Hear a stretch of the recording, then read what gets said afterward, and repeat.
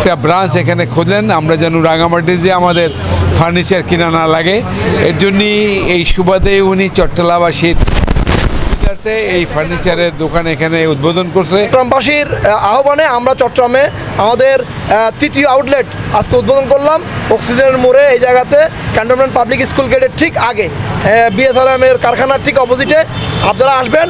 আমাদের এখানে quality ensure করে আপনাদেরকে আমরা গ্যারান্টিড কতগুলো ফার্নিচার আমরা দিতে চাই, যেটা আপনাদের নিজেদের এবং নিজেদের প্রজন্মের ভবিষ্যৎ সুরক্ষিত রাখবে এবং আপনারা কোয়ালিটি মানের উন্নত মানের ডিজাইনের ফার্নিচার পাবেন।